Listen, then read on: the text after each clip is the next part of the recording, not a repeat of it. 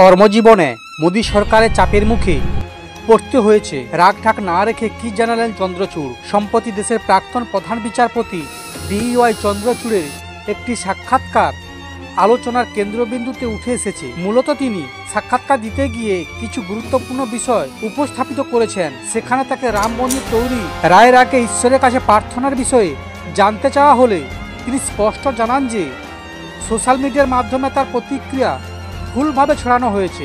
শুধু তাই নয়, দেশের প্রাক্তন বিচারপতি DY চন্দ্রচূড় স্পষ্টভাবে জানিয়েছেন যে আমি অস্বীকার করছি না যে আমি একজন আস্তিক।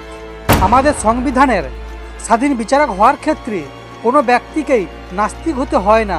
আমি আমার ধর্মকে যথেষ্ট গুরুত্ব দিই, পাশাপাশি আমার ধর্ম অন্যান্য ধর্মকেও সম্মান করে। তবে আপনি যে ধর্মেরই হন না কেন, সমানভাবে বিচার করাটা গুরুত্বপূর্ণ।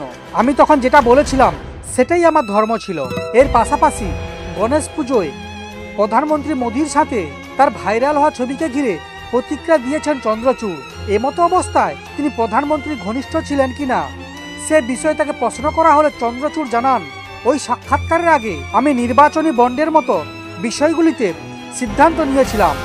তাছাড়াও তিনি বলেন যে যেখানে নির্বাচনী তহবিলের জন্য থাকা আইনের অধীনে যে নির্বাচনী বন্ড চালু করা হয়েছিল তা বাতিল করে দেওয়া হয়।